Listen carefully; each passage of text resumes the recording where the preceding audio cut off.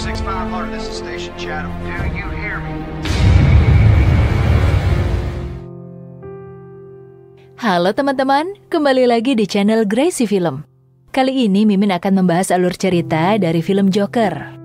Film ini adalah garapan dari sutradara Todd Phillips dan aktor utamanya Joaquin Phoenix yang berperan sebagai Arthur.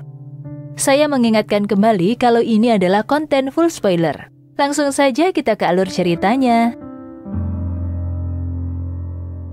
Film diawali dengan lelaki bernama Arthur, seorang laki-laki dengan kelainan saraf. Ia sering tertawa terbahak-bahak dalam situasi yang tidak lucu, sehingga banyak membuat orang melihat dia adalah sosok yang aneh. Ia menyapukan make up ke bibirnya sambil meneteskan air mata. Di balik kesedihannya, ia memaksakan dirinya untuk tersenyum lebar. Kemudian scene berada di depan toko musik Kenny. Arthur menari-nari dengan kostum badut, membawa papan bertuliskan Everything Must Go. Ia mengalami hari yang sial. Papan yang dibawanya dibawa lari oleh segerombolan remaja nakal. Ia pun mengejarnya, tapi naas, ia kemudian dihajar oleh remaja-remaja itu hingga ia pingsan. Scene berpindah di tempat psikiater, tempat rutin Arthur curhat dan meminta obat untuk penyakit sarafnya. Kemudian ia pulang naik angkot. Ia melihat seorang anak kecil dan ia pun membuat mimik wajah yang lucu agar anak itu senang. Ibu anak itu pun marah-marah kepadanya. Ia pun tertawa terpingkal-pingkal. Dan ia memberikan kartu kepada ibu anak itu yang menjelaskan bahwa ia mengidap gangguan syaraf yang menyebabkan ia tertawa terbahak-bahak. Ia pulang ke rumah, ia dan ibunya menyaksikan acara kesukaannya, Murray Franklin. Saking ngefansnya dengan Murray, Arthur pun berhayal menonton acara ini secara langsung di studio. Keesokan harinya Arthur ditawari temannya Randall sebuah senjata. Randall mengatakan senjata itu untuk melindungi Arthur. Ia memberikan kemudahan dalam hal pembayaran. Kemudian Arthur dipanggil atasannya karena pihak toko musik Kenny komplain karena Arthur telah melarikan diri dan membawa papan yang diberikan kepadanya. Dan atasannya juga mengatakan bahwa teman-temannya tidak nyaman dengan keberadaan Arthur. Arthur menjelaskan bahwa kejadian di toko musik Kenny terjadi karena ia diserang, tapi atasannya tidak mempercayainya. Arthur pun tersenyum lebar yang menandakan kesedihan di hatinya. Ia pulang ke apartemennya. Di dalam lift, dia bertemu dengan seorang wanita sambil membawa anaknya yang masih kecil. Arthur pun tertarik terhadap wanita itu. Keesokan harinya, Arthur mengamati wanita itu. Pada malam hari, ia termenung sendiri dan sambil menulis sebuah kalimat. Hal terburuk dari mengidap penyakit mental adalah orang-orang berharap kau bersikap normal. Scene berpindah di suatu rumah sakit, di mana di sana Arthur berjoget dengan gembira sambil menghentakkan kaki. Tanpa sengaja pistolnya terjatuh. Semua anak-anak yang tadinya menikmati pertunjukan menjadi terdiam. Dan Arthur pun dipecat dari pekerjaannya.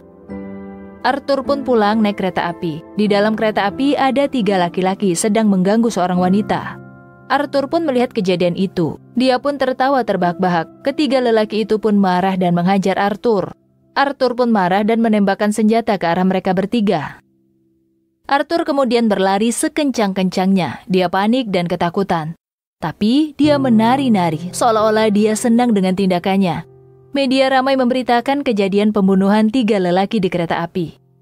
Di suatu acara televisi, Thomas Wayne yang akan mencalonkan diri sebagai wali kota di kota Gotham diwawancarai mengenai pendapatnya tentang kematian 3 lelaki itu.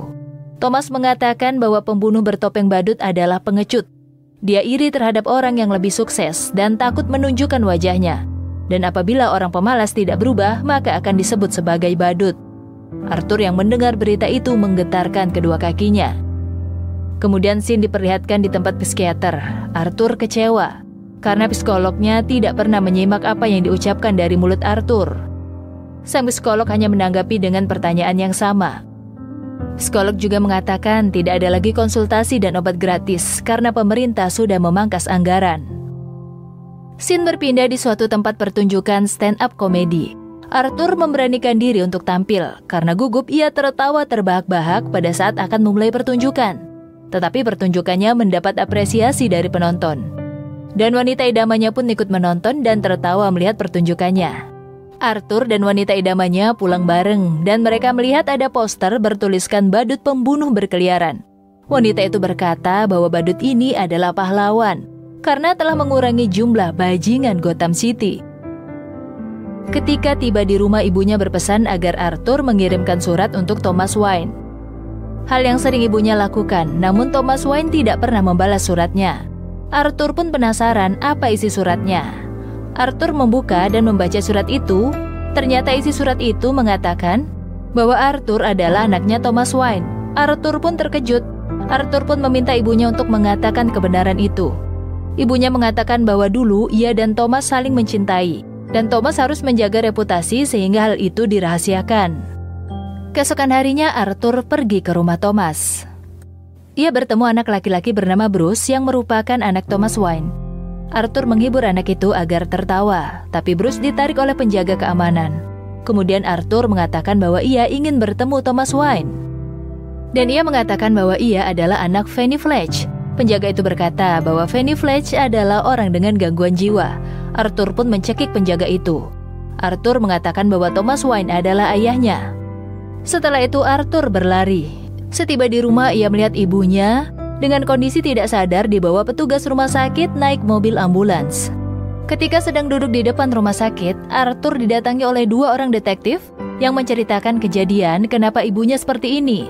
Ternyata sebelum ke rumah sakit, ibunya ditemui 2 orang detektif yang hendak mencari Arthur.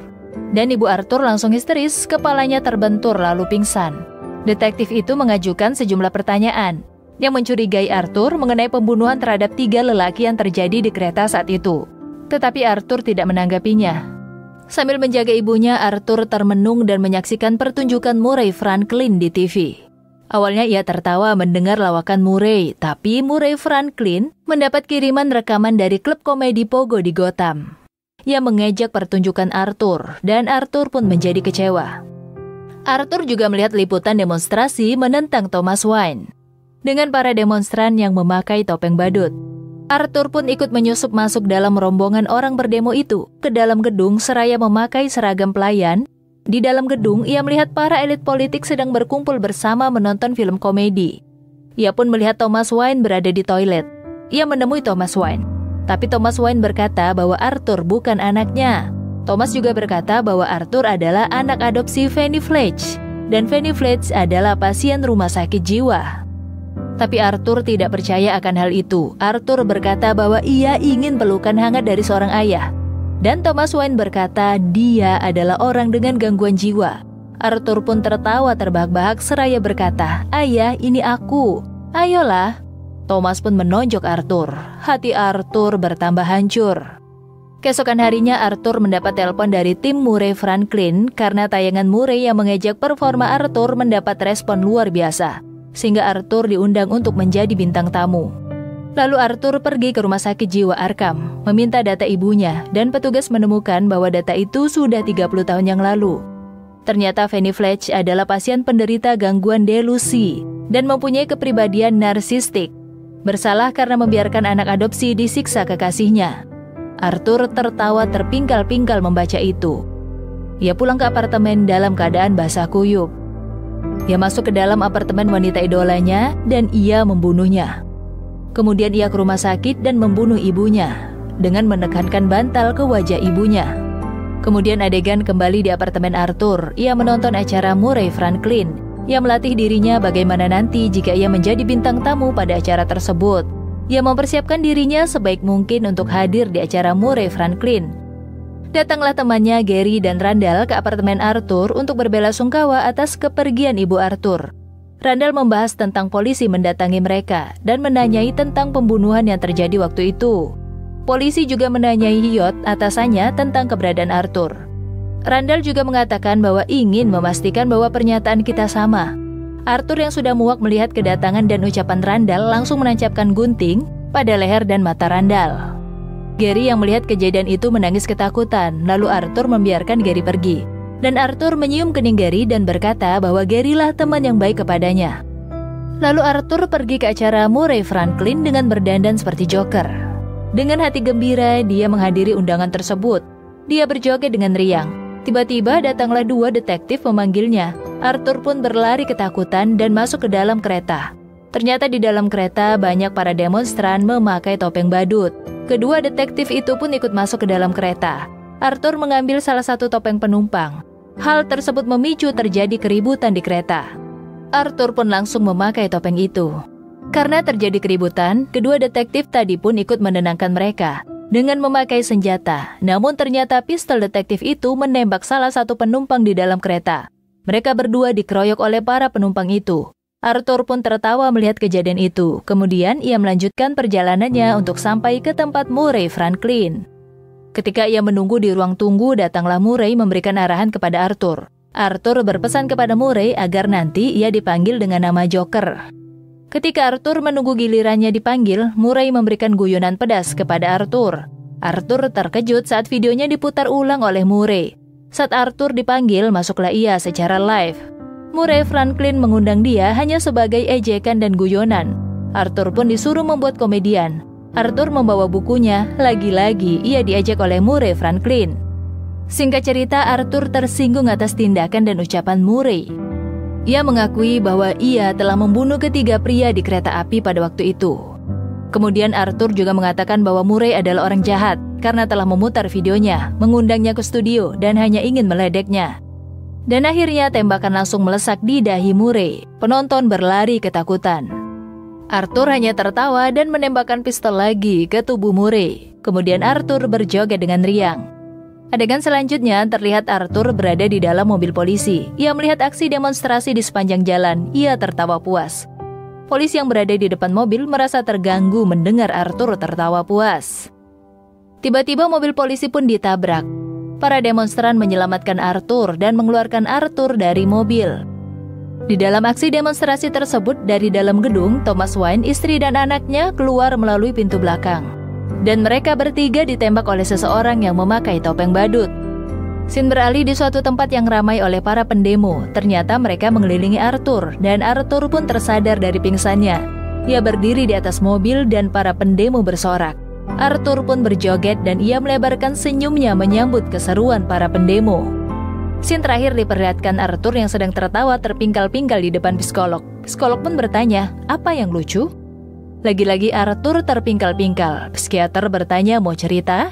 Arthur hanya bernyanyi. Dan adegan ditutup dengan Arthur berjalan sendiri di koridor rumah sakit jiwa dengan langkah yang penuh bercak darah. Film pun selesai.